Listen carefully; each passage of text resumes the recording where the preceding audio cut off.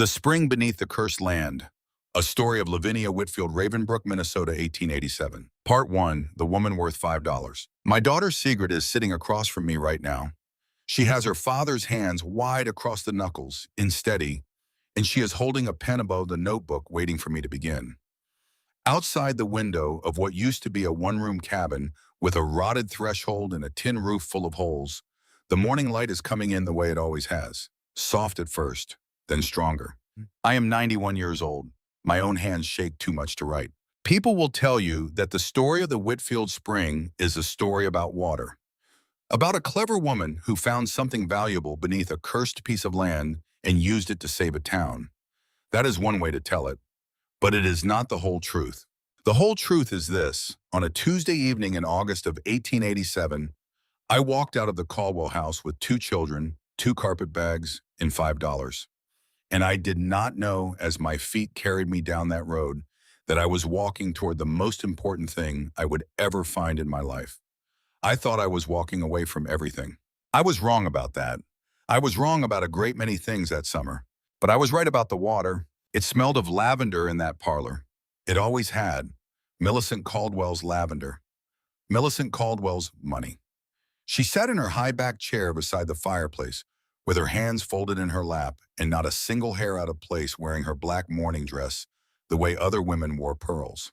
As a display, as a statement, as a wall. I had been standing on that Persian rug for 4 minutes and 20 seconds. I know because I counted the ticks of the grandfather clock in the hall. If I did not count them, I was going to say something I could not take back. She had given me a year. Those were her words. 1 full year to grieve her son. And now in her judgment, it was time for me to understand my situation. My name is Lavinia Whitfield. I was born Lavinia Alderson in a farmhouse outside of Madison, Wisconsin, the daughter of a wheat farmer, with red hands and a generous laugh. I had no dowry, no family of consequence. When Ambrose Whitfield found me at a church social in the autumn of 1878, I was 19 years old and had nothing to offer his mother except myself. Millicent had never considered that sufficient. Now Ambrose was gone, 11 months in the ground. A pine tree on the North Ridge had come down in a windstorm, and Ambrose had been walking beneath it, and that was all. That was the whole of it. A single Tuesday morning in September, and the shape of every remaining day of my life changed without my permission. I stood on her rug. She sat in her chair. Cornelius Caldwell stood at the window with his back to both of us. He was a tall man, my father-in-law, once handsome. Now something had gone out of him, some internal structure, the way a barn collapses, not all at once, but slowly, each rafter giving way to the next, until one morning you walk outside and find only the shape of what used to stand. He had his hand on the windowsill. His knuckles were white. Millicent spoke about the children, about their blood, about how young they were, young enough to be shaped properly away from my influence. Away from the Norwegian songs and the barefoot creek running and all the other small freedoms Ambrose and I had given them that Millicent had never approved of. She said my name the way she said most things, as a fact, as a verdict. I made my hand open inside my skirt pocket. I had been clenching it into a fist. Then Cornelius turned from the window. Just slightly, his mouth opened. The word he started to form was her name, Millicent. One word, and it held something in it, some small effort of a man trying to locate his own backbone after 30 years of misplacing it. She turned and looked at him. Only looked. The way a woman looks at a man when she has been looking at him that particular way for 3 decades, and both of them know exactly what it means. He turned back to the window. She reached into the small silver box on the table beside her, pulled out a bill, held it between 2 fingers as though it were already dirty. $5. I said the children were coming with me. She smiled. It was a thin, pleased smile, like a cat that has seen a sparrow fly into a glass. She said I was welcome to take them. She said that when I had spent every last penny, when I was sleeping in a ditch with 2 hungry children, I would bring them back to her, and she would raise them properly. I said Ambrose had loved me. She said Ambrose was a fool, and fools die young. Behind me, Cornelius made a sound, not quite a word, not quite a breath, something caught in between. I packed our things in 12 minutes. 12 minutes is what a woman manages when her hands are shaking and her mind is screaming, and her children are standing at the top of the stairs asking questions she does not have answers to yet. Fletcher was 7 years old. He already understood that faces could shout without making any sound. I knelt on the landing, one hand on his shoulder, one hand on the cheek of his sister Blythe. She was 4. She was holding the cornhusk doll Ambrose had made her the Christmas before sitting by the fire with his whittling knife, and a pile of dried husks, his tongue between his teeth, the way it always was when he was concentrating. He had called it Little Sigrid after his grandmother. Blythe slept with it every night.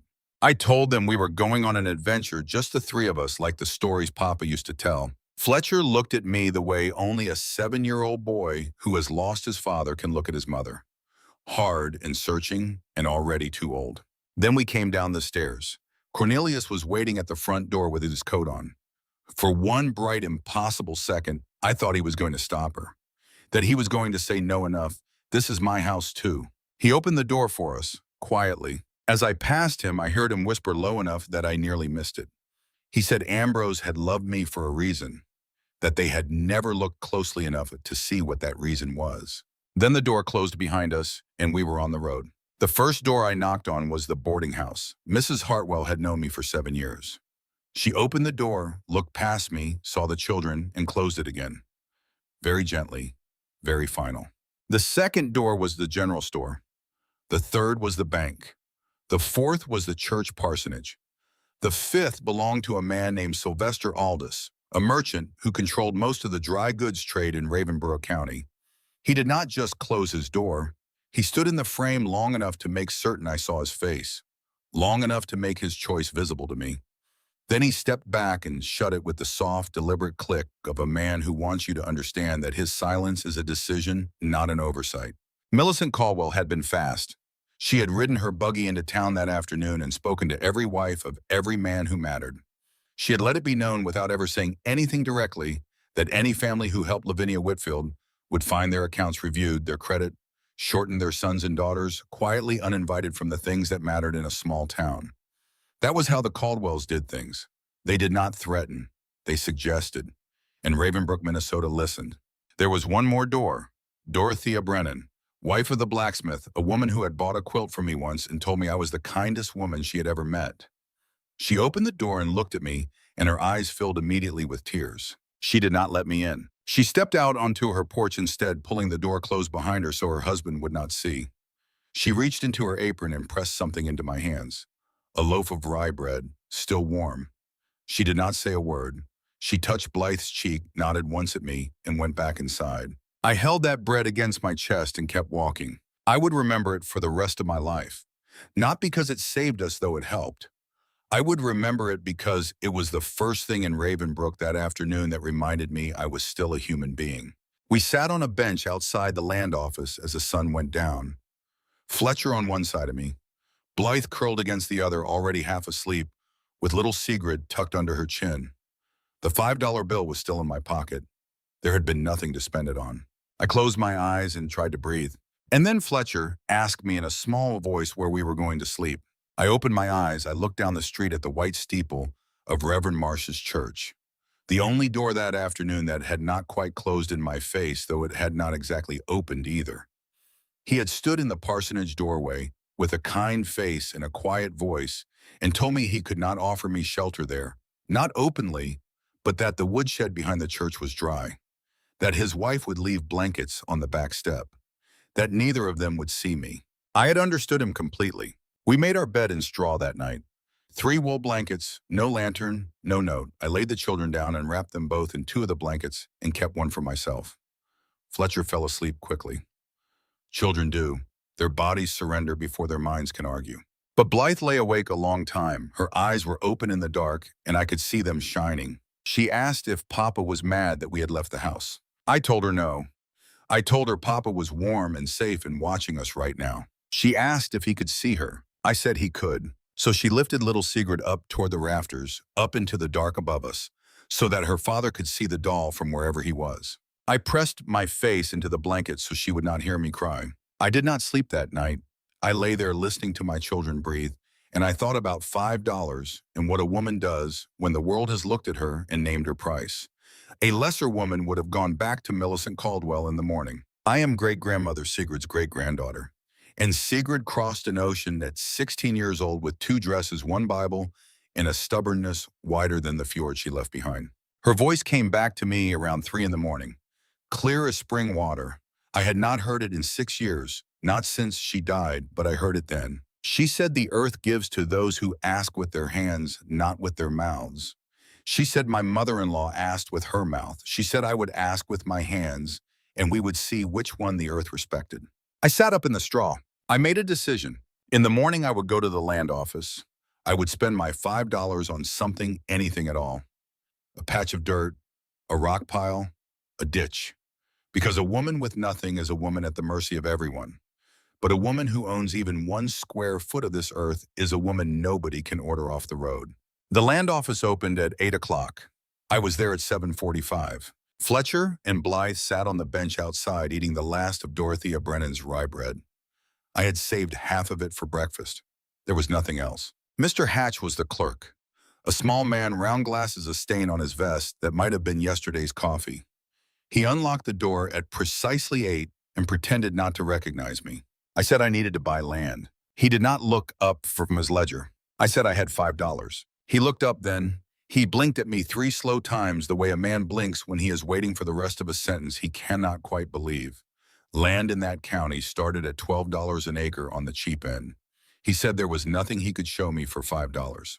I said he should look again. He pulled a large leather-bound book off the shelf and flipped through it with the particular energy of a man performing a chore he expects to go nowhere.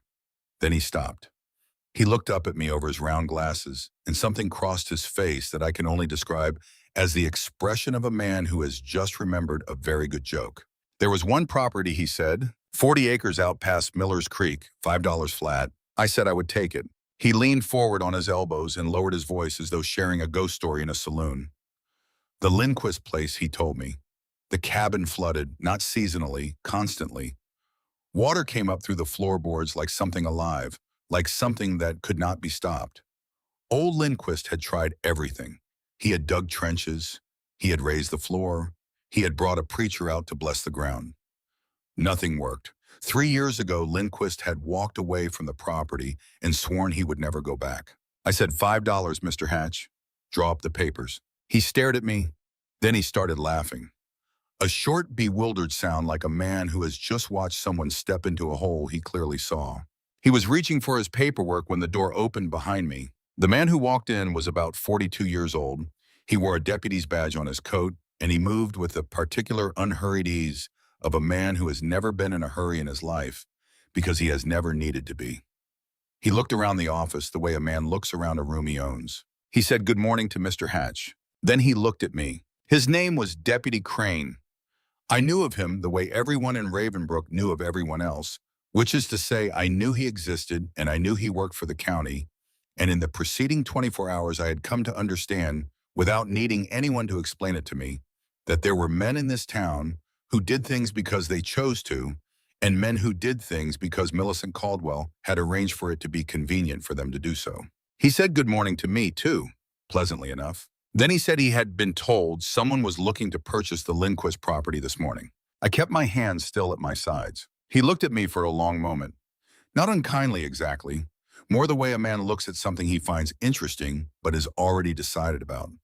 He said he wanted to make sure I understood the situation out there, that the property was not suitable, especially for children. I said Deputy Crane did not have the legal authority to prevent a lawful land transaction. That stopped him for just a moment. His chin lifted slightly. I said if he attempted to interfere with a lawful purchase of public land, he would need to explain his reasons to the county judge. And I said it quietly the way a woman says something when she needs it to be heard above all the noise a room makes when it pretends nothing is happening. Crane looked at Mr. Hatch. Mr. Hatch had found something very important to look at in his ledger. Then Crane looked back at me, and something shifted in his face, some small recalculation.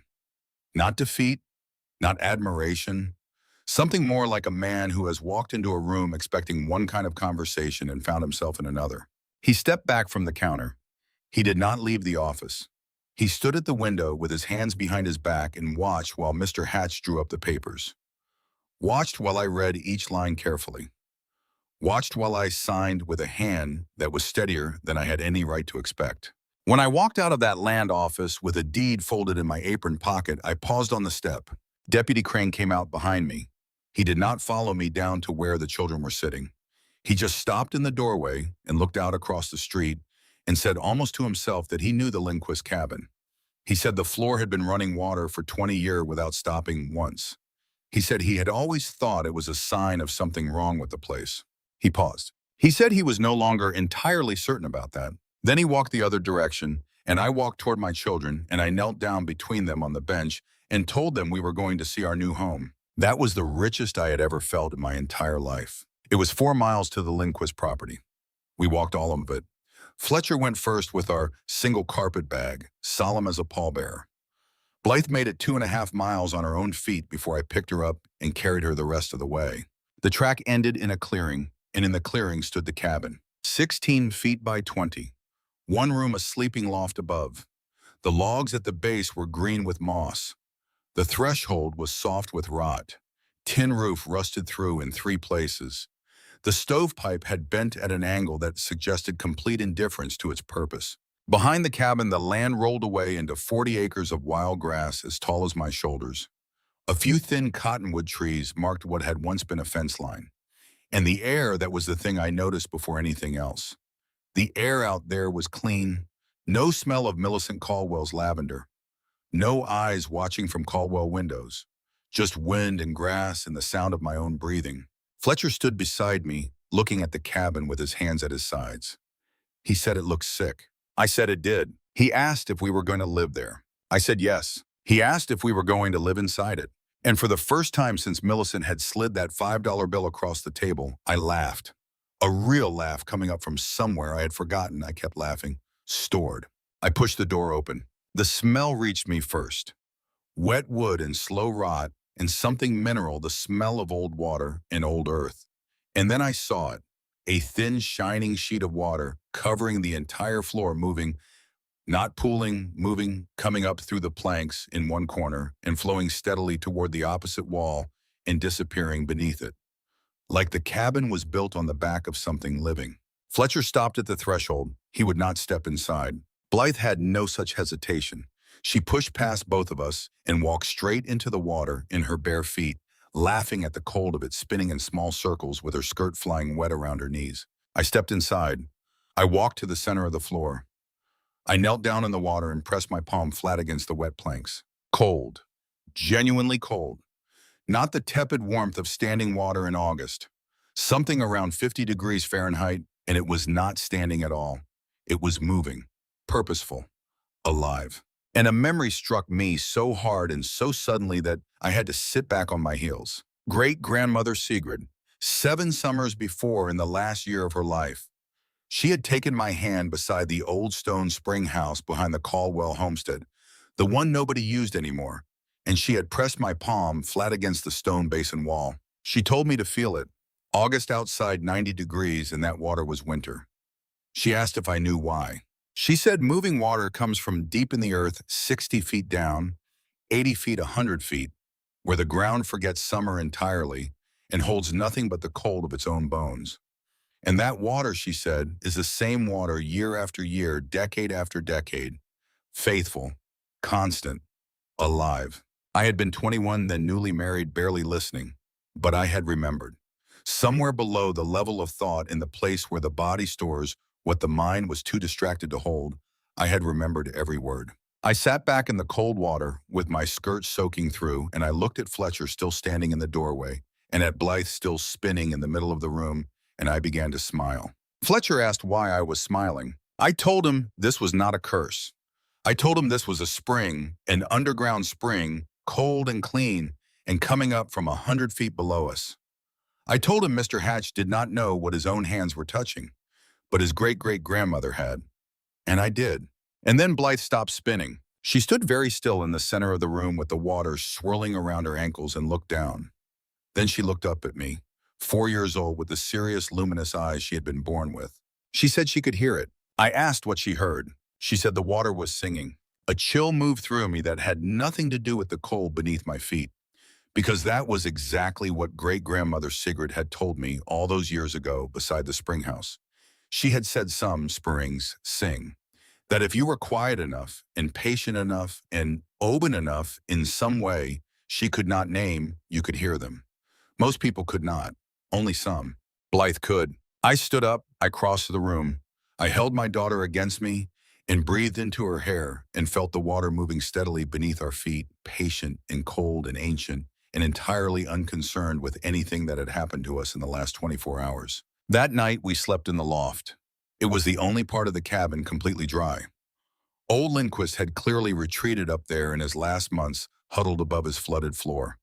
There was a straw tick mattress with mold along one edge. I flipped it. The other side was acceptable. I laid the children on it and covered us all with the church blankets. Below us in the dark, I could hear the water. Blythe asked if this was our house now.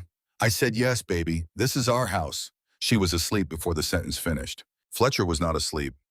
I could feel him thinking beside me, his small body radiating the specific tension of a child working through a problem. He said grandmother thought we were going to come crawling back. I said she did. He said we were not going to. I said no, we were not. Good, he said.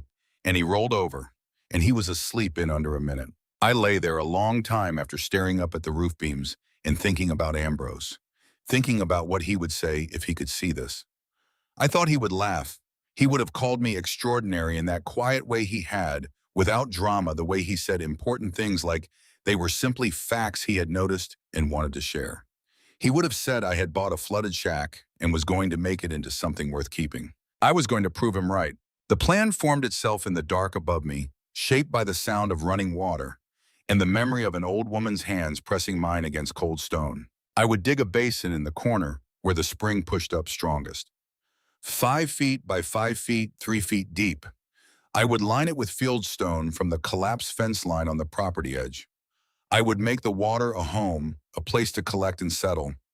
I would cut an overflow channel from cedar planks in the fallen down barn and run it out through the wall to a tank in the yard. And in the coolest corner of the cabin, I would build a shelf over the running water, a cold shelf, not a root cellar dug into the ground, but something better.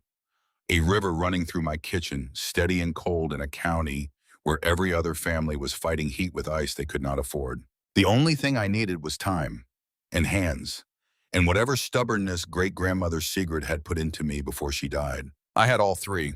The sound of something moving woke me before dawn.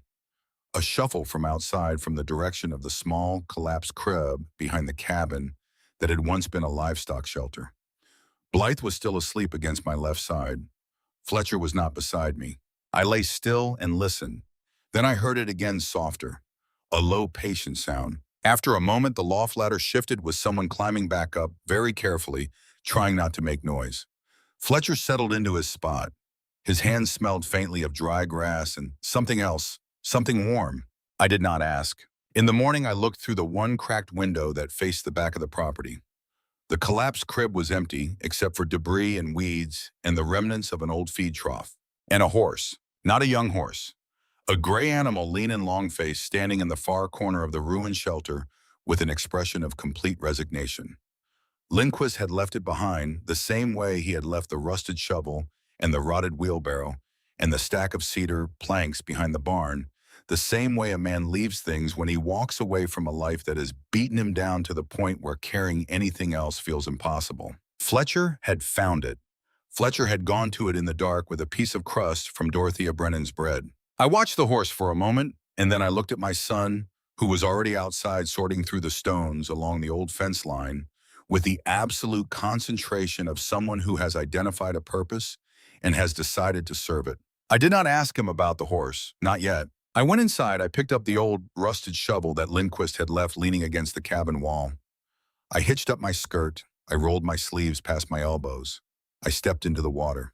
Fletcher heard me and came in from outside. He asked what I was doing.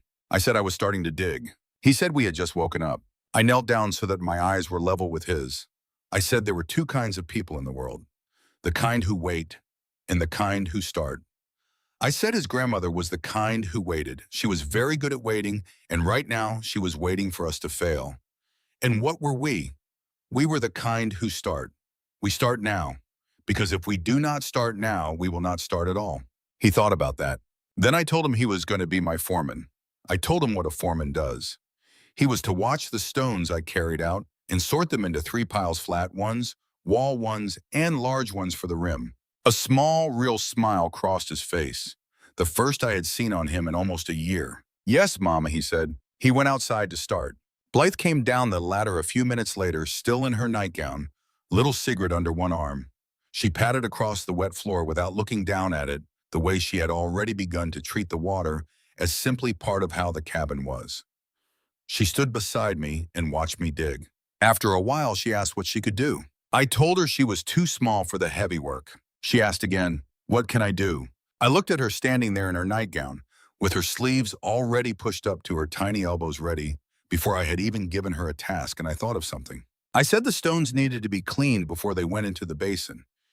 Every stone had to be free of dirt and moss, because clean stones would keep the water clean. Clean stones would... She looked up at me. Then in the quiet, certain voice of a 4-year-old who has understood something completely, she said, "Clean stones make clean water." I stopped.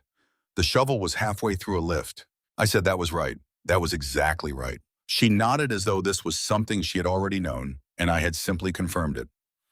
She went to find a safe, dry spot up in the loft to leave little Sigrid, and then she came back down with her sleeves still pushed up, and she began to wash stones. I stood in 3 inches of running spring water with a shovel in my hand and a feeling in my chest I could not quite name.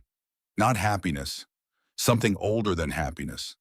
Something that felt like the ground under my feet, which was to say something that moved and was cold and was alive and had been there long before any of us arrived and would be there long after we were gone. I thought as Sigrid is that you. The water kept moving under my feet. It did not answer, but it did not have to. By the end of the first morning, my hands had stopped shaking. That was the first thing the work gave me. Not progress, not hope, not any kind of certainty about the future. Just the simple, silencing fact of a task in front of me and a body willing to do it. The basin had to come first. Everything else depended on it. I had identified the corner where the spring pushed up strongest, where the sand at the bottom of the water moved in that particular restless way that told me the source was directly below. I marked it with a flat stone. Then I began to dig. The water was always there, always cold, always moving around my ankles and then my shins and then my knees as I went deeper. Fletcher kept his 3 stone piles with the seriousness of a man running a supply line. Blythe washed each stone before it went near the wall, her small hands working in the current with a focus that made her look in certain moments nothing like 4 years old, and everything like someone much older looking out through 4-year-old eyes. We had been working for 3 days when Roscoe Ward rode up to the end of the track. I did not hear him come. I was inside the cabin prying up a section of rotten floorboard with a crowbar I had found in the barn pile trying to clear space for the basin rim. I heard Fletcher's voice go quiet outside. That was the signal. When a 7-year-old boy with a task goes quiet, something has changed. I came to the door. Roscoe Ward was about 45, with the sun-darkened face of a man who had spent his life outdoors, in the particular set of the jaw that belongs to men who have decided something before they arrive anywhere. He sat on his horse at the end of my track and did not come closer. He had 80 acres to the west, his land adjoining mine, along the entire length of the property line. He said he had heard I was the Whitfield woman who bought the Lindquist place. I said I was. He said the property abutted his land and he wanted no trouble from the new neighbor. I told him I had not brought any trouble with me. He said that was not how he understood the situation. He said Millicent Caldwell had made clear to anyone willing to listen that Lavinia Whitfield was a woman who could not manage her own affairs, let alone 40 acres of flooded land. He said Millicent Caldwell had made equally clear that any neighbor who assisted me in any way would find the relationship between themselves and the Caldwell family changed accordingly. Fletcher had come around from behind the cabin.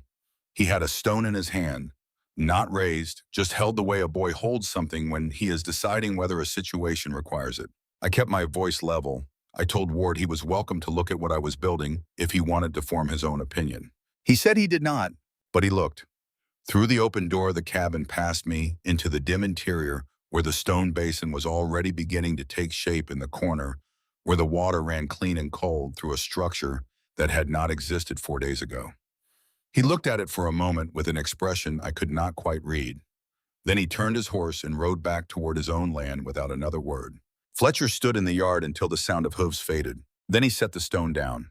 That evening, after Blythe was asleep in the loft, Fletcher stayed at the table while I worked by candlelight on the measurement problem of the overflow channel. He was quiet for a long time. Then he said Roscoe Ward was not a good man. I told him Ward was a frightened man. I said frightened men often look exactly like bad ones, but they are not the same thing. I said the difference matters because a bad man has decided who he is, and a frightened man has not decided yet. Fletcher considered that for a while. Then he went to bed. In the morning before I was properly awake, I heard the soft sound of movement from the direction of the old crib. By the time I came downstairs, Fletcher was already at his stone pile sorting with his usual precision. His boots had wet mud on them. I looked at the crib from the window. The gray horse was eating from a small pile of hay that had not been there the night before. Fletcher had pulled it from the remnants of Lindquist's collapsed barn, working in the dark before dawn, and carried it to the animal without being asked. I said nothing. I picked up the shovel. I went back to work. The 187 stone went into the basin wall on the morning of the 14th day. I know that number because I counted every one. Not from any practical necessity. I counted them because counting was the only thing I could do when my hands were doing the physical work, and my mind was somewhere it did not need to be, which was everywhere else. The number gave me a place to stand. Fletcher had devised a system for the larger stones that I had not taught him. He was rolling the heaviest ones across the floor on the two smaller round stones, losing almost no energy to friction. I watched him do it twice before I asked where he had learned that. He said he had not learned it. He had thought about the problem. The morning Cornelius Caldwell came was the 15th day. I was inside on my hands and knees checking the angle of the first overflow channel section for the 12th time when I heard Fletcher's hatchet stop. Just stop. No warning, no gradual slowing. One moment it was moving through the weeds at the edge of the property, and then it was not. I came to the door. Cornelius Caldwell stood in my yard holding the reins of his gray horse. Behind the horse, a wagon loaded with cedar planks. Good cedar, fresh cut, still carrying the pale color of recently worked wood. Stacked with care. 20 boards at least, perhaps 30. Fletcher had not put down the hatchet. He was holding it at his side, not raised but not set aside either. Cornelius looked at his grandson. His eyes were wet. He said hello to Fletcher. Fletcher said hello back. He said Fletcher had gotten taller. Fletcher said he had been eating. Cornelius turned to me then, and I stepped down from the threshold and met him in the middle of the yard. He did not move toward the wagon right away. He stood with the reins loose in one hand and looked at the cabin for a moment. At the open door, the visible edge of the basin, the stone shelf I had built above the running water in the coolest corner. At the cedar planks I had already salvaged from the barn and trimmed and fitted. He said Ambrose would have wanted me to have what he was bringing. I did not speak. He said he knew cedar was what the work required with water involved. He said he did not know exactly what I was building, but he had been watching the smoke from the chimney every morning for 2 weeks, and he knew I was building something. Then he said something else. His voice dropped. He was facing the wagon, working at the rope that held the cedar boards in place, and he did not look at me when he said it. He said Millicent had filed a formal petition with the county court, a petition claiming I was an unfit mother. That Judge Thayer, who owed the Caldwell family a debt of the political variety, would appoint an investigator to examine the conditions in which my children were living. That the investigator would come before the first frost. I felt the ground under my feet as though for the first time. He said I had 8 weeks, perhaps fewer. His hands were shaking on the rope. He said he was a coward. He said he had stood at windows for 30 years, while Millicent said things about Ambrose, about me, about our children, and he had said nothing, done nothing. He said he did not know if he would ever find the courage to stand up inside his own house. But he had cedar, so he had brought the cedar, because it was the only thing he knew how to do that morning. The boards came down one by one. He unloaded them himself, not asking for help, not looking for acknowledgement. The whole time he was unloading, Fletcher stood a few feet away and watched his grandfather work and did not speak. When the last board was on the ground, Cornelius climbed back onto the wagon. He looked at Fletcher. He said Ambrose would have been proud of him. Fletcher's chin moved, just once, a small tremor that he controlled immediately. Cornelius clucked to his horse. The wagon turned. He rode away. Fletcher stood in the yard after that, looking at the empty road. Then he came inside. He did not say anything. He walked across the wet floor to where the basin wall was still a course short of finished, and he picked up a stone from the wall, pile a large one considerably heavier than a boy his age should have been lifting, and he carried it with his whole body leaning into the effort. He set it down beside my knee. He said he wanted to help. I showed him where it went. He placed it with both hands carefully exactly where I told him. That stone became the 53rd of its course. I know because I was counting. But that particular one I remember more clearly than the others. Then Blythe, who had been sealing the joints between stones with the mixture of pine pitch and beeswax, I had shown her, looked up from her work with wax up to both elbows and said the wall was going to hold. Fletcher looked at her. He said, "How do you know?" She said each stone held the one above it. She said that was why it did not fall.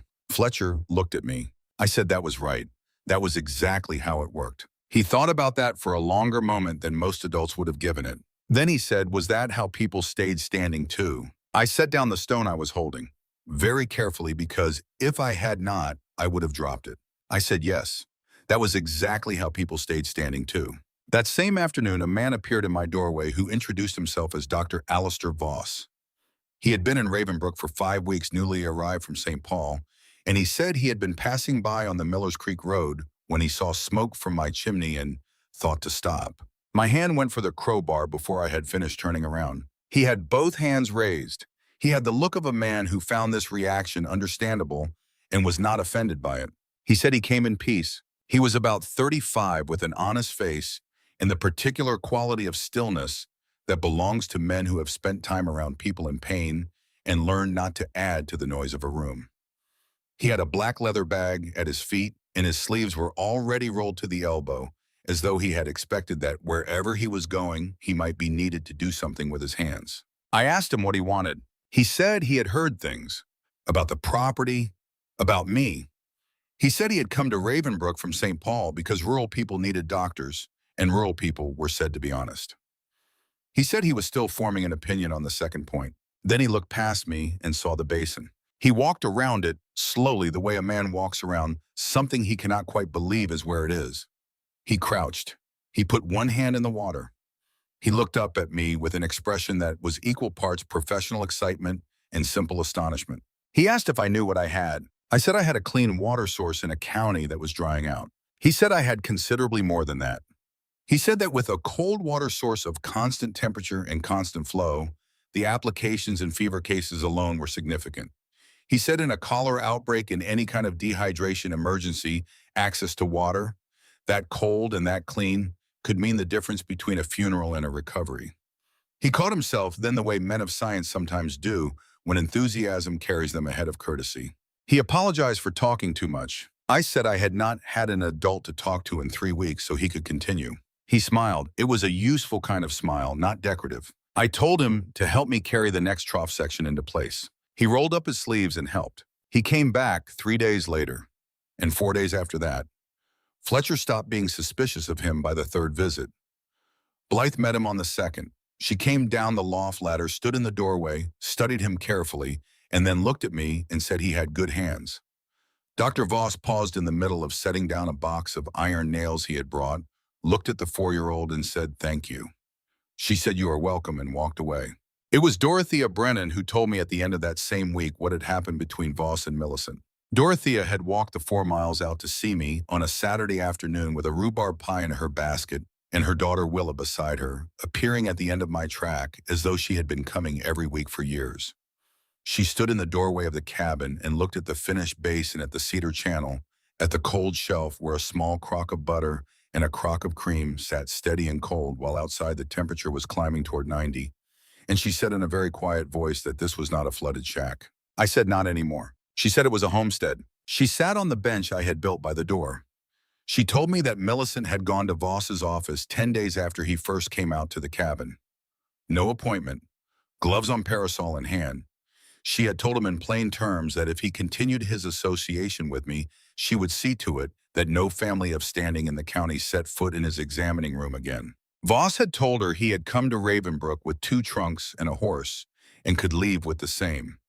He said he had not taken the position to choose sides between patients. He said while he was in Ravenbrook, he would treat any person who needed treatment, and he would not first inquire about their family connections. Millicent's face, Dorothea said, had gone the color of skim milk. By the next morning, every appointment Voss had scheduled for that week had been canceled. Dorothea looked at her hands in her lap. Then she said there was something else she had been meaning to tell me for a long time, something she should have said the day Millicent put me out. 20 years ago, her husband Ezra had nearly died of scarlet fever. He was 23. They had been married 2 years. The doctor in Ravenbrook at that time was unreliable. He told them it was not serious. He was wrong. Ambrose had heard. Ambrose, who was not yet 17 years old and barely grown, had heard that Ezra Brennan was sick. He rode out to the doctor's farm and demanded the man come. The doctor refused. So Ambrose went to St. Paul, alone, on a borrowed horse, at night, in October. He went to a druggist he had read about in a newspaper and brought back medicine and came back and sat with Dorothea and Ezra for 3 nights, taking turns with Dorothea watching the fever. On the 3rd morning, Ezra's fever broke. Ambrose would not let Dorothea tell anyone. He said his mother would not approve. He said Millicent did not think well of the Brennan family. He said it did not matter. Dorothea put her hand over mine on the bench between us. She said Ambrose had loved me the way a man loves a good well, like he had finally found the thing that made life worth having. She said she should have come to me the morning Millicent put me out. She should have taken me into her kitchen and let Ezra yell at her for it in the morning. She had not done that. She had felt the shame of it every day since. She was here now. Too late. But here. And she would keep coming. And she did not care any longer who saw her. I put my hand over hers. We sat on that bench for a long time. Behind us inside the cabin, the water moved. Steady, patient, indifferent to everything except its own direction. The 3rd week broke me on a Thursday afternoon. I am not going to pretend otherwise. The channel work was precision work. 1 inch of drop for every 8 feet of length, maintained without a proper level, using only a piece of twine and a stone tied to the end of it. The method great-grandmother Sigrid had shown me once for checking whether a windowsill was true. Too much slope and the water would splash and waste. Too little and it would pool, breed algae, and freeze solid the first night the temperature dropped. Cedar was forgiving to work with, but unforgiving of carelessness, and I had now been standing in 50-degree water for the better part of 3 weeks, and my feet had stopped registering cold, and my palms had passed through blistering and were now simply raw. I sat down in the middle of the cabin floor, skirts soaking through to my knees, face in both hands. Fletcher was outside. Blythe was in the loft putting little Sigrid down. I said out loud to no one who was there that I could not do it. Those exact words. I said them to the water, and to the empty room, and to whatever part of great-grandmother Sigrid's stubbornness I was supposed to have inherited. Nobody answered. The water kept moving under my feet. Then Blythe was standing at the top of the loft ladder, nightgown still on, bare feet, little Sigrid tucked under her arm. She said, "Mama." I did not answer. She said, "Mama," again. I wiped my face on my sleeve. She asked if I was the kind of broken that needed fixing or the kind that needed a hug. I turned around in the water. I held out both arms. She climbed down the ladder 1 careful rung at a time. She crossed the floor without any complaint about the cold. She climbed into my lap in the water, her nightgown soaking through to the chest, and she put her little arms around my neck, and she did not say anything. Because Blythe understood at 4 years old that there are moments when words add to the weight instead of lifting it. After a while, I felt something press against my cheek. The corn-husk doll. Blythe was holding little Sigrid up to my face. Then her voice very small right at my ear. She said Papa had told her I was not allowed to stop. That Papa said I was the strongest person he had ever known, so I was not allowed to stop. I stopped breathing. I asked when Papa had said that. She said in her head, when she was crying about him one time, he had said it. I held my daughter tighter than I had held anything in a long time. Then I got up. I dried Blythe off. I carried her up the loft ladder and settled her in. I came back down. I picked up the twine and the plum stone, and I went back to the channel. That evening, Fletcher came to find me after supper. He stood in the door of the cabin, the way he had been doing increasingly with the posture of a man sizing up a situation rather than a child looking for permission. He said he wanted to show me something. I followed him around to the back of the property where the collapsed crib stood. He went inside. He brought the gray horse out by a rope around its neck. The animal followed him with a patience that suggested the two of them had reached some private understanding over the past weeks. Fletcher walked the horse to a level stretch of ground. He took a breath. He reached up, grabbed the animal's mane with both hands, put his left foot against the wall of the crib for leverage, and pulled himself up onto the horse's back. The horse did not move. Fletcher sat there for a moment, Then he pressed his heels in and the horse walked one full circle of the yard, then back to where I was standing. Fletcher slid down. He looked at me. He said he was not finished yet. He could not go fast yet, but he could go. He said he had been watching and listening, and he had heard me and Voss talking one afternoon about what would happen if there was ever a real emergency and no one could get to us in time. He said he was going to be the one who could get there in time. I looked at my 7-year-old son standing next to a horse that outweighed him by 900 pounds in the failing afternoon light, and I could not find a single word that was large enough for what I felt. I told him to keep practicing. He nodded, already planning the next session. I could see it in his face. He led the horse back to the crib and I went inside. The drought arrived without announcement. That is how droughts always come. Not with a storm or a declaration. With an absence. The clouds simply stopped appearing over Ravenbrook County sometime in the middle of the 6th week, and the sky turned a shade of pale that had nothing hopeful in it. Miller's Creek dropped 6 inches in 4 days, then 12. Then it was a narrow, dispirited trickle. Then it was a bed of cracked mud where boys used to wade in summer.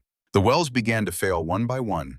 Mrs. Hartwell's at the boarding house dry at 22 feet, the Bjornson well dry at 25, the Moravec well, the Lindstrom well. 8 of the 12 private wells in Ravenbrook County had hit bottom within a month of the drought's beginning. And at the Caldwell homestead, the deep well that Cornelius Caldwell's father had dug, in 1851, the pride of the property at 28 feet reached mud at 26. Dorothea came out to tell me about it. She said Millicent had stood at her kitchen pump that Thursday morning and turned the handle and gotten nothing.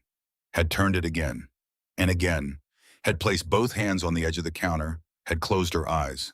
Dorothea said she had never seen Millicent Caldwell close her eyes in distress before. In church, yes. In grief, perhaps. But not like this. What Dorothea said next was what made me walk to the corner of the cabin where the spring basin sat full and clear and moving and pressing my hand flat against the water. It was flowing faster. The spring, which had been running at roughly 2.5 gallons per minute since the day I arrived, was now pushing up harder. The basin was filling faster than the single overflow channel could carry it away. Water was backing up over the lip of the rim and spilling across the floor I had worked 3 weeks to raise above the waterline. Fletcher stood ankle deep in the overflow. His face was tight with the effort of not saying the obvious thing, which was that this was exactly the wrong direction for things to move. I sat down on the rim of the basin. Then I started to laugh, not because it was funny, because I understood it, and understanding something impossible is its own particular kind of joy. The drought was compressing the water table across the entire county. Every aquifer feeding every well was under pressure from above and draining from below. All of that pressure had to go somewhere, and it was going here through the path of least resistance, up through the sand and the fieldstone of my basin, into this room in this cabin on this flooded piece of cursed land that nobody had wanted for $5. I told Fletcher. I told him the spring was not dying. I told him the spring was getting stronger because of the drought, not in spite of it. He looked at the water for a long time. He asked if we were going to sell it. I said no. He asked why. He said they would pay. He was right. They would have. I looked at my son and I thought about what I actually had, which was not property and not an asset, but something that does not have a clean word in English.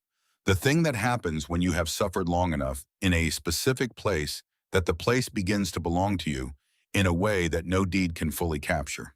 I said the thing we were about to have was not the kind of thing you sell. It was the kind of thing you give. And the giving of it was going to be the most important thing we ever did. He thought about that for a longer moment than most adults would have given it. Then he nodded.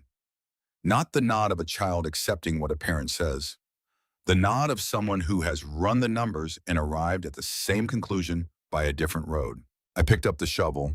I addressed the spring directly in the way that great-grandmother Sigrid had always addressed things she respected out loud without embarrassment. I said, "Let us build you a bigger house then." That was when Dorothea came back with news that changed the shape of the next several weeks. She had been in town that afternoon and had spoken with a woman whose husband worked at the feed store, which was owned by Sylvester Aldous. Aldous was the largest merchant in Ravenbrook County, a man who controlled the flow of dry goods across a significant portion of the local economy, and he had, according to Dorothea, made quiet personal visits to most of the farming families in the area. He had not threatened anyone. He had simply informed them in the manner of a man conveying a policy adjustment that families who visited the Whitfield property for water would find certain terms of their commercial relationship with Aldous' store reconsidered. Prices, credit, access. Millicent had not asked him to do this. Dorothea was certain of that much. Aldous had done it on his own initiative because he had a standing business arrangement with the Caldwell family, and because men like Sylvester Aldous understand instinctively that the maintenance of existing power structures is also the maintenance of their own position within them. I stood in the doorway of my cabin and looked out at the 40 acres of drying grass and the dry sky above it and the basin behind me full of cold running water. I said anyone who wanted to come could come. I could not stop Aldous from doing what he did, but I could not stop the spring from running either. Dorothea looked at me for a moment. Then she said there was one more thing. She said Fletcher had ridden past the end of her lane on that gray horse 2 days ago at what she described as a reasonable pace for a child learning to ride. I said I knew. She said he was 7 years old. I said I was aware of that. She smiled. Something in her face when she smiled about Fletcher was the same thing I had seen in her face when she talked about Ambrose going to St. Paul in October. A recognition of a particular quality in certain people. The kind who move toward a problem instead of away from it. That evening, Fletcher asked if he could show me something again. We went around to the back. He brought the horse out. He got on the same way as before, using the crib wall for leverage. And then instead of a slow walk around the yard, he leaned forward and pressed his heels in, and the horse broke into a trot. One full circuit of the property. Fast enough that his hair flattened in the wind. Fast enough that I had to stop myself from calling out. Then he pulled back and brought the animal to a stop 5 feet from where I stood. He said he was ready. I asked, ready for what? He said for whatever came next, for whenever someone needed to be gotten to quickly. He said Dr. Voss's office was 4 miles and he had ridden it in his head 100 times. He knew the road. He knew where the ruts were. He knew where the horse's stride would lengthen on the flat stretch past the Brennan place. He had not told me he was doing any of this. He had simply done it in the mornings before I was awake, and in the evenings when I thought he was at the stone piles, and apparently also on at least one afternoon when he had ridden past Dorothea Brennan's lane at a reasonable pace. I stood in the last light of that drying, waterless evening and looked at my son. I said tomorrow morning someone was going to knock on our door. He looked at me. I said I did not know who, I did not know when, but they would come because they were out of water and we were not. And in a county this small, that news would not stay quiet. He climbed down from the horse. He settled the animal back in its corner of the crib. He came to stand beside me, and we both looked at the cabin at the faint reflection of lantern light in the water visible through the open door. He asked if we were going to be ready. I said yes. He said good. Then he went inside. I stayed in the yard a little longer. The stars were coming out above the dry grass, bright and indifferent, and the spring was running under the floor of my cabin with the same patient, constant sound it had made since the first morning I stood in the water and understood what I was standing in. Somewhere across 4 miles of cracked earth and silent wells, in the particular kind of desperation that comes to a town when water stops being something it takes for granted, a woman I had known since 1880 was sitting at a dry pump with both hands on the handle, turning it again and again into the dark. And in the morning, the first of them would come down my road. I knew before I saw her. That is the only way I can explain it. I was inside the cabin that morning, working on a second overflow channel to handle the increased flow from the spring when something in the quality of the light changed. Not the light itself, something behind it. A shift in the air, the way a room changes when a door opens somewhere else in a house. I stood up. I walked to the window. There was a figure on the road, a woman, moving unevenly with the particular gait of someone whose body has been running on less than it needs for longer than it should. She was carrying something against her chest. I was running before I had consciously decided to run. I had not run since I was a girl in Wisconsin chasing a runaway calf across a summer field. I ran now with my skirt hiked up and my boots throwing dust, and my entire attention fixed on the figure on the road ahead, who was beginning to list sideways in a way that frightened me. I caught Mrs. Granger before she reached the ground. She was 24 years old. I had seen her at church before everything changed, a young woman with a quiet husband and a garden she was proud of. She had walked 4 miles in the August heat carrying her infant daughter, and her lips were cracked and her eyes were sunken, and the baby in her arms was the color of a sunset, which is not a color a 6-month-old child should be. I got them inside. I sat Mrs. Granger on the bench. I unwrapped the baby from her blanket and looked at her small, flushed face and knew without needing Voss to confirm it that the fever had been building since the night before and that the situation was moving in the wrong direction at a pace that did not allow for waiting. I turned to Fletcher. He was already at the door. I said, "Go get the doctor, now." He said nothing. He was already moving toward the back of the cabin, toward the crib, toward the horse. I heard the particular sound of a rope being unfastened and a boy who had been practicing for exactly this moment doing what he had prepared himself to do. I carried the baby to the basin. I want to be precise about what I did because it has been misunderstood in the retelling over the years. I did not submerge her. I did not frighten her. I held her the way you hold something infinitely valuable, both hands under her back and the base of her skull, and I lowered her body into the cold spring water up to her chin, with her face tilted up toward mine and her eyes open and finding my eyes. She gasped, one sharp intake of breath, then she stopped crying. The silence after that was enormous. Mrs. Granger was sobbing on the bench. Blythe had already gotten down from the loft and was standing at the basin's edge, watching her mother with the attentiveness of a child who has grown up understanding that some moments require you to be very still and very present. I asked Mrs. Granger when the baby had last nursed. She said the evening before. I asked when she herself had last drunk water. Silence. I said her name, clearly, like a fact. She said yesterday afternoon. Blythe did not wait to be told. She got the tin cup from the shelf, filled it from the basin, carried it across the floor with both hands wrapped around it, climbed up onto the bench beside Mrs. Granger, and held it up to the woman's mouth. Mrs. Granger drank. When the cup was empty, Blythe climbed down, refilled it, climbed back up, held it up again. The only sound in the cabin was the water and the baby breathing and the small, reliable sound of a 4-year-old doing exactly what was needed. Dr. Alistair Voss came through the door 40 minutes later at a pace that told me Fletcher had not wasted a single second on the road.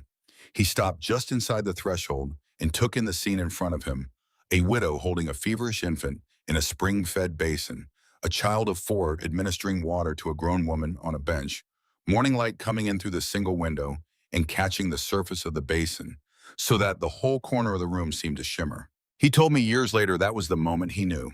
At the time, he only said, "Give her to me." I lifted the baby out of the water and passed her to him, and he wrapped her in the clean cloth he had brought and worked with the efficient, unhurried precision of a man who has made his peace with the fact that panic costs more time than it saves.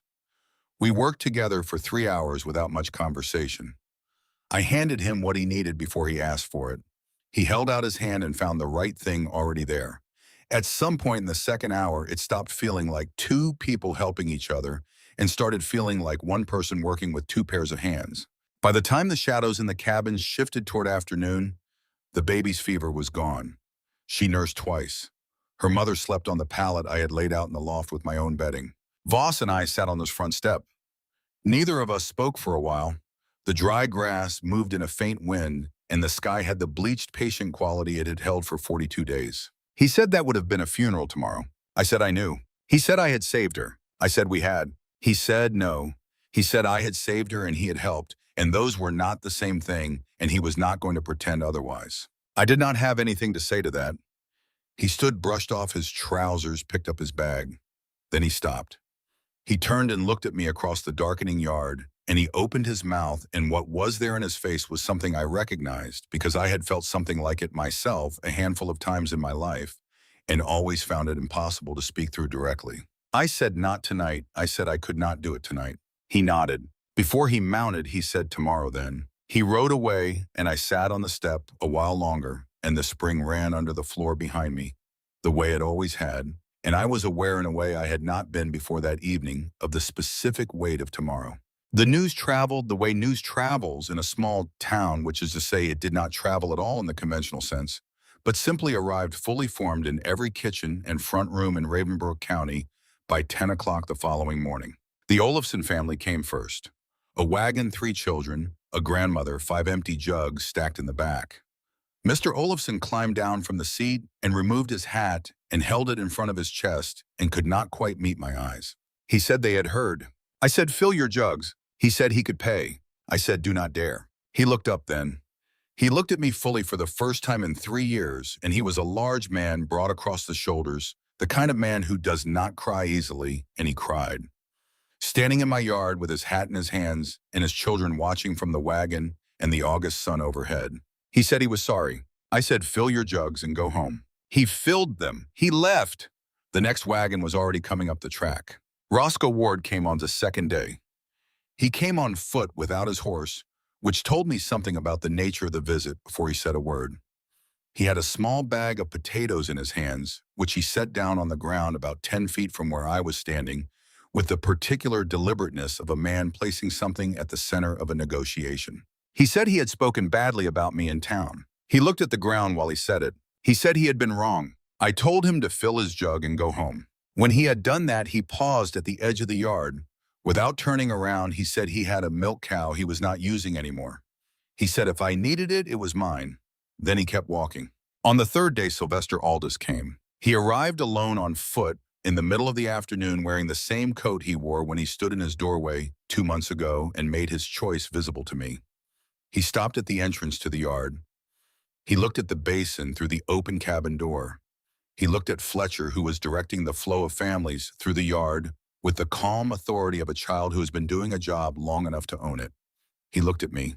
He asked if I was not going to invite him in. I asked what capacity he was visiting in. He was quiet for a moment. He said his wife had been ill for 3 days. He said he had heard what happened with the Granger child. I looked at him. I thought about the door closing in my face, the particular deliberate click of a man who wanted to be seen choosing. I said he should bring his wife. He started to say something else, something that had the shape of an apology in it. I said the water does not ask who deserves it and who does not. I said that is not the water's concern. Bring her. He went. He came back within the hour with his wife on his arm, a woman in her 50s who moved carefully and drank from the basin cup with her eyes closed and some of the color back in her face before she finished the second cup. When they left, Aldous paused at the edge of the yard the same way Roscoe Ward had. He said the policy he had put in place was finished. I said, I know. He looked at me for a moment, perhaps trying to understand how I had known before he said it. Then he walked home. Deputy Crane came on a Wednesday. He was not wearing his badge. That was the first thing I noticed. He was in work clothes, the coat of a man who had come from somewhere practical, and he had a small wagon behind his horse with a woman sitting in it, a woman of perhaps 35, who held herself carefully in the way of someone in pain.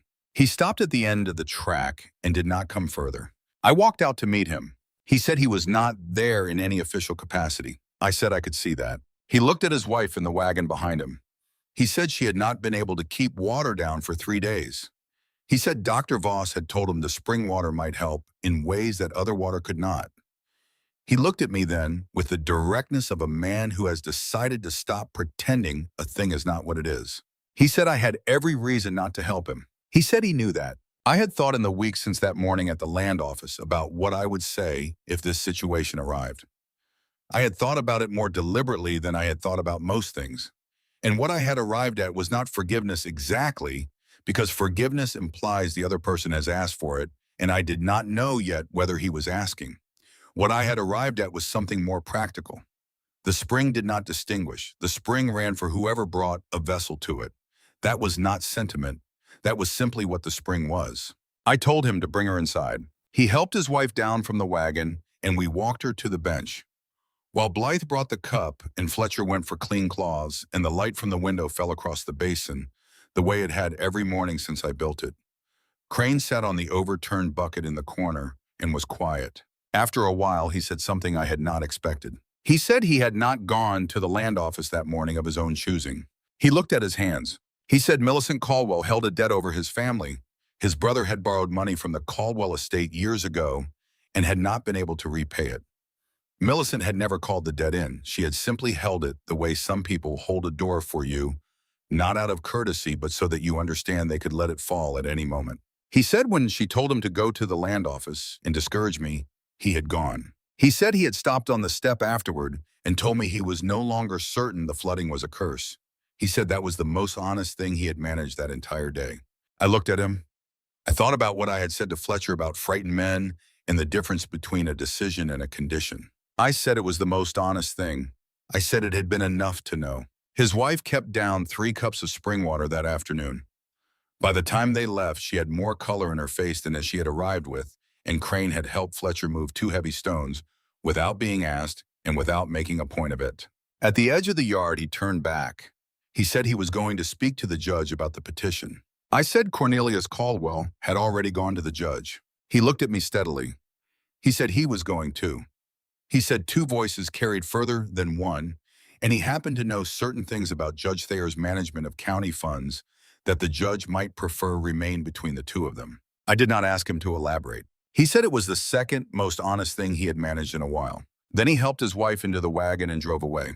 Cornelius had come 2 days before Crane arriving without warning in the middle of the morning, with a folded document in his coat pocket and the look of a man who has done something he cannot undo and is still deciding how he feels about that. He placed the document on my workbench. It was the petition withdrawn, stamped and dated, Judge Thayer's signature at the bottom. I looked at it for a moment. Cornelius said he had gone to the judge the morning after the Granger child recovered. He said he had told the judge that if the investigation proceeded, he would present himself as a witness for the opposing party. He said he had told the judge that he had stood at a window for 11 months and watched his daughter-in-law take 2 children and $5 and build something that had saved lives in this county, and if anyone in this situation was unfit, the fault did not lie with her. He stood in my cabin and looked at the basin in the corner, and the cedar channel running, and the cold shelf where 3 crocks sat steady and cold and correct. He said Fletcher had said something to him the day of the cedar delivery about stones holding each other. He said he had thought about it for 6 weeks. He said it had taken him 60 years to understand that a man who never puts his weight into anything cannot be what holds anyone else up. He said he was sorry it had taken him that long. I said I knew. He said that was not enough. I said no, but it was something to build on. He nodded. He picked up his hat from the table where he had set it. He started for the door.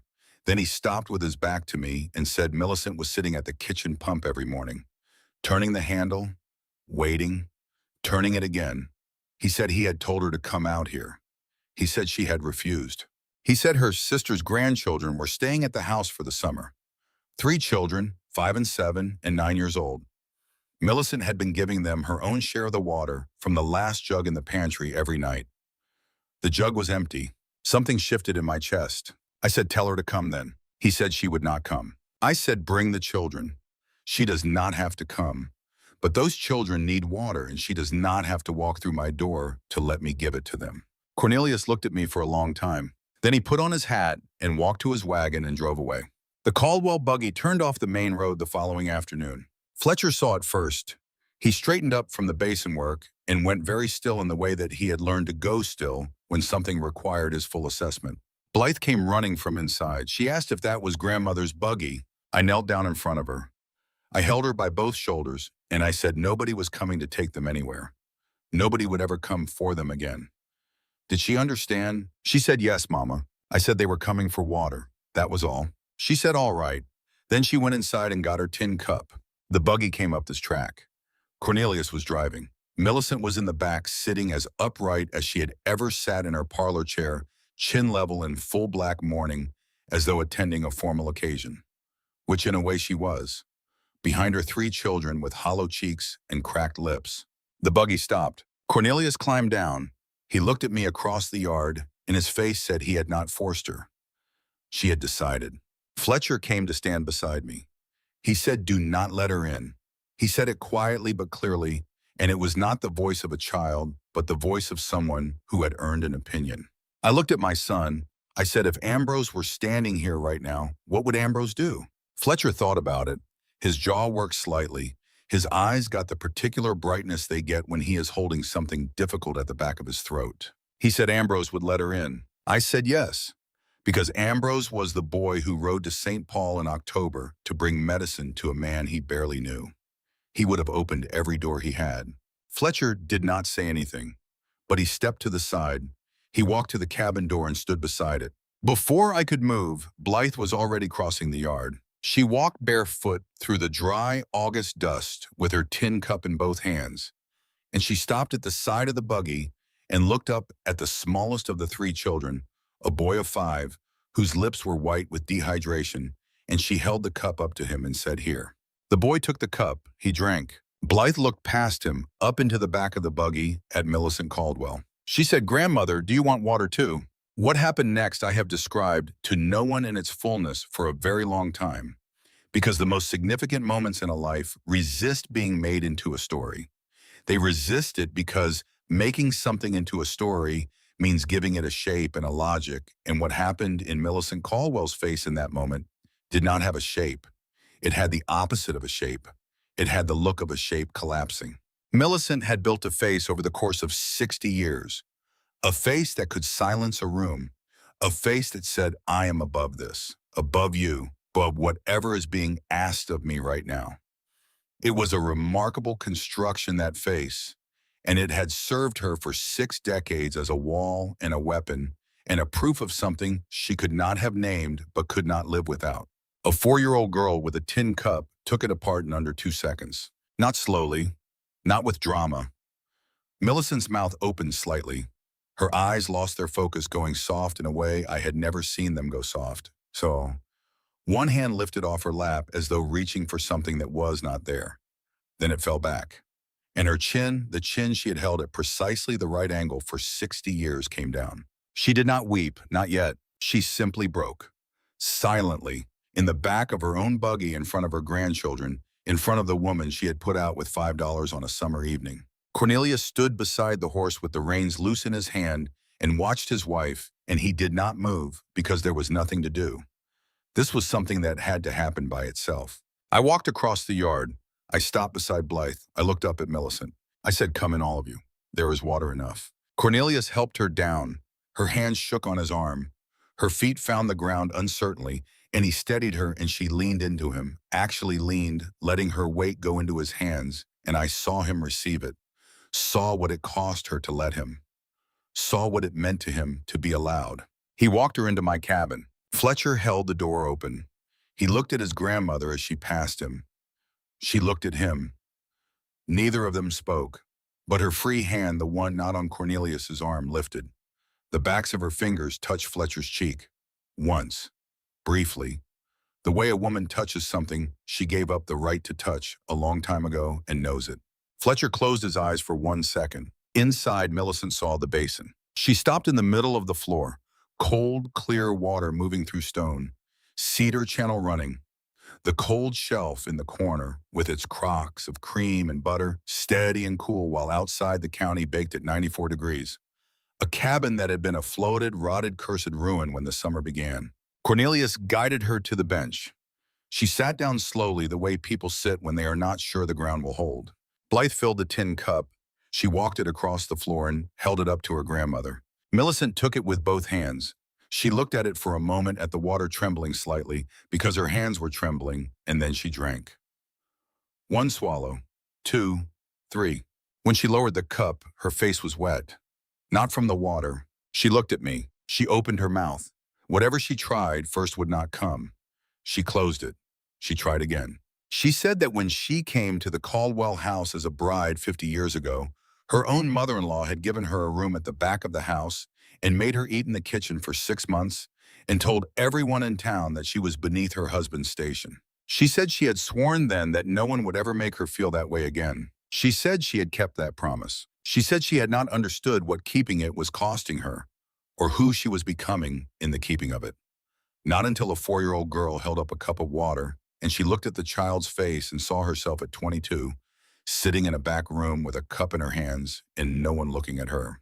She put her hands over her face. And then Millicent Caldwell, who had not cried in any way that was not controlled and deliberate since the year she was 22 years old, cried without control, without grace, without the armor that had taken her 60 years to build.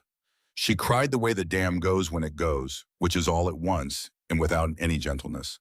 The children stared. Fletcher stood very still by the door. I walked across the floor. I sat down beside her on the bench. I did not touch her. I simply sat the way Dorothea had sat beside me on the bench outside the cabin all those weeks ago, because sometimes the most useful thing a person can do is be present without making any demands on the moment. After a long time, her crying quieted. She wiped her face on the sleeve of her black dress. She said, "Lavinia." I said, "Yes." She said she was sorry. I said, "I know." She said it was not enough. I said no. But here's what we will do. Right now, this afternoon, she will sit on this bench and she will drink another cup of water. She will let the children drink. She will let Cornelius drink. And when everyone has had enough, she will go home. And tomorrow she will come back. And the day after that, until the wells run again. And when the wells run, we will talk about the rest. She nodded. She could not look at me, but she nodded. Blythe had refilled the cup. The rain began on the 45th day. It started at 4 in the morning with 3 drops on the tin roof. Then 10. Then a sound like every held thing releasing at once, a hammering that woke Blythe, who had never in her short life heard rain that loud, and she cried from the shock of it, not from fear. I stood in the open doorway in my nightgown with my bare feet on the wet threshold, and I watched the sky give back 45 days of what it had taken. The dust in the yard turned to dark, spreading circles. The dry grass bent. The smell of wet earth drinking filled everything. I did not cry. I had used whatever that particular resource was. It had been spent in the cold water of the 3rd week and in Dorothea's kitchen and in the yard watching Millicent come apart in the back of a buggy. What I had left for the rain was something quieter. I stood there and I breathed. Behind me, under the pantry floor, the spring kept moving, unchanged, as indifferent to the rain as it had been to the drought. It had been running since long before any of us arrived in that county, and it would run long after we were gone, and it did not need the drought to end in order to know its own direction. Ravenbrook changed slowly at first, and then all at once, the way the best changes happen, too gradually to mark precisely and then so completely that you cannot remember the before clearly enough to name what was different. Aldous gave the Whitfield family a standing account at his store with favorable terms without being asked. Ezra Brennan brought a load of firewood in September and would not let anyone help unload it. Mrs. Hartwell stopped me on the street in October and held my hand for a long moment without saying anything, which told me more than what she eventually said. The Caldwell dinner table changed last and most. Millicent had invited me to Thanksgiving. I had stood in my cabin with the note in my hand and been very close to saying no. Dorothea came over and read the invitation and put it back on the table and said if I did not go, Ambrose would sit alone at that table, and I understood that she was right. I wore a dark blue dress. Fletcher wore the jacket Cornelius had sent over months before the jacket that had belonged to Ambrose when he was a boy. Blythe wore a new ribbon and carried little Sigrid with the gravity of a diplomat. I walked into the Caldwell parlor. The Persian rug was under my feet again. The grandfather clock ticked in the hall. The same room, the same furniture. Everything exactly placed as it had been the afternoon I stood there for the last time and counted the chimes. Millicent stood up when I came in.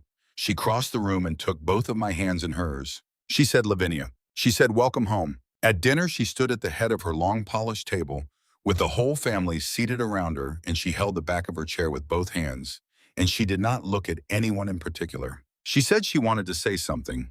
The room went very still. She said she had spent her life believing she was the measure of worth in that house. She said she had told her Ionaid who he could love and her husband when he could speak and the town who was welcome. And a year ago she said she had told this woman, and her eyes found me across the table, that she was worth $5. She had put her and her children out into a summer evening with $5 and called it settled. Nobody moved. She said Lavinia had taken those $5 and bought the one piece of land in the county no one else would have.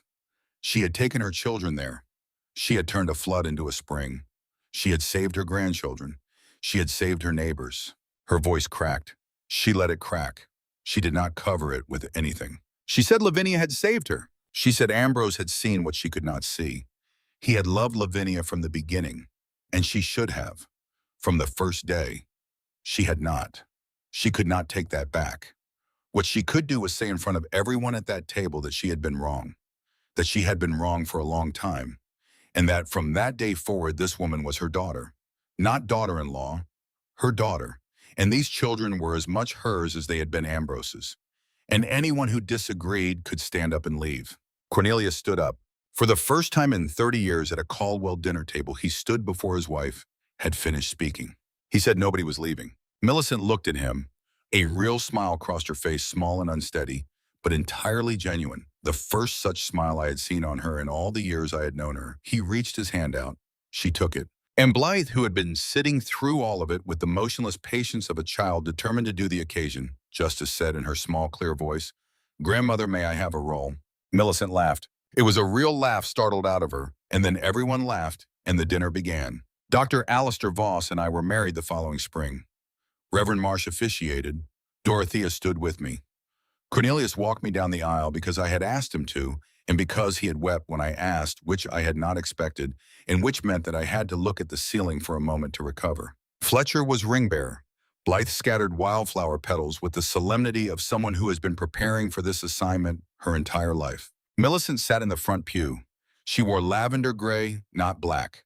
She had set aside the mourning dress that winter and never put it on again. Our daughter was born the year after that. We named her Sigrid. The name suited her from the beginning the way certain names do, as though the person arrives already knowing what they are called. The cabin grew. Fletcher added a second room in 1894. Sigrid's eldest son added the front porch in 1931. The spring was still there beneath it all, under the floor of what had become the pantry, the original basin, the same 187 fieldstones, the pine pitch and beeswax renewed every few years by steady hands because Sigrid learned it from Blythe, and Blythe had learned it from me.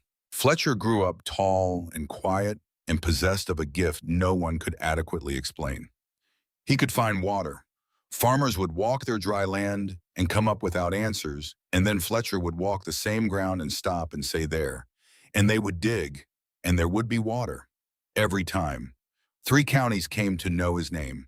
They called him Whitfield, the man who listens. Blythe taught school for 43 years. Every spring, she took her students outside to stand beside the creek and be quiet. Just that. She would stand with them in the silence, and then she would walk them back in, and she never explained to them what they were supposed to have heard. She trusted them to know. Sigrid became a nurse. She worked with her father, and then after he retired on her own. She delivered more than 2,000 babies and told me once that she always kept a cup of cold water beside the laboring mother. A small thing, she said, but the mothers always remembered the coldness of it, the specific mercy of something cold and clean in a hard hour. Millicent lived 11 more years. She never softened. Millicent was not built for softness and did not become capable of it, but she became useful in a way she had not been before. She rode out to my cabin every Tuesday afternoon for coffee. She walked the other women of the county through the process of finding their own springs on their own land with the same directness that she had applied to everything else in her life, only now it served the people in front of her instead of reducing them. She sewed clothing for the children of every family in the county. When she died, the whole town came. Cornelius stood at her graveside. He held my hand on one side and Blythe's hand on the other. And when Reverend Marsh asked if anyone would like to speak, Cornelius stepped forward. He said his wife had not always been the woman they had known in her last years. He wanted them to know that. Because the woman she had become by working against a lifetime of practice, and he had watched her do it, and he had never in his life seen anything that required more sustained courage. He stepped back. That was all he said. Cornelius died 4 years after Millicent. We buried him beside her as he had asked. In his last months, he asked me more than once if I forgave him. I told him each time that there was nothing left to forgive, that he had forgiven himself finally, and that was what had always been missing. At his funeral, Fletcher gave the eulogy. He was a grown man by then with a wife and 2 sons, and he stood at the front of the church and spoke without notes. He said his grandfather had brought them cedar when he could not yet bring himself, that he had brought wood before he could bring words. But in the end, he had brought all of himself, and he had become a good man, not because he had always been one, but because he had decided late to become one. And Fletcher said he believed that was harder than being good from the start. And it was the kind of courage he hoped his own sons would understand and carry. The church was quiet. Then someone in the back began to clap, softly at first, then everyone.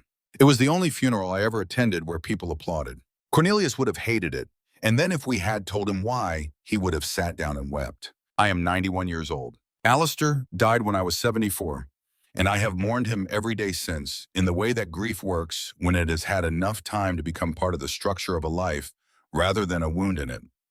It is simply there faithful as the spring asking nothing, offering its particular cold comfort. Sigrid came home to take care of me in these last years. She is the one writing this down now. Her pen moving across the page while I speak and the light comes in through the window, the way it has come in every morning for decades. This morning, she helped me down the stairs. We walked slow with her arm under mine to the pantry. The original basin is still there. 187 fieldstones, set without mortar, fitted by hand, sealed with pine pitch and beeswax, renewed by Sigrid's steady hands, because she learned it from Blythe, who learned it from me, who learned what I knew from the sound of my great-grandmother's voice in a woodshed in the middle of the night, when I had nothing left and made a decision anyway. I sat down on the little wooden stool Alistair made 30 years ago so I could reach the high shelf. I put my feet in the water, cold. As cold as the first morning I knelt on this floor at 28 years old with the spring running over my hand and understood all at once what I had been given for $5. Blythe was there. She is 67 now, and her hair is white, and her hands look like mine. Used to look, which is to say they look like they have been used for their intended purpose for a long time. She sat beside me on the edge of the basin. I asked her if she remembered what great-grandmother Sigrid had said. The woman neither of us ever met, except in the parts of us that remember things we were never taught. Blythe smiled. Her eyes went bright. She said, "Moving water is living water." I said yes. I asked her what we were, then she and I. She did not answer with words. She leaned forward and pressed her forehead to the back of my hand and held it there, and the gesture was so complete and so sufficient that I understood exactly what she meant. Sigrid, my youngest, set down her pen. She leaned her head against my shoulder.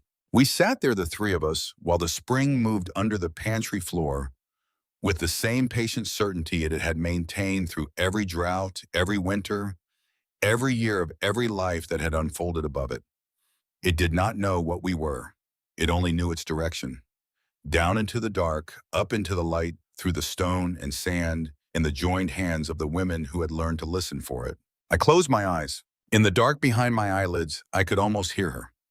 Standing beside a spring house in a country I never saw in a summer that happened before I was born.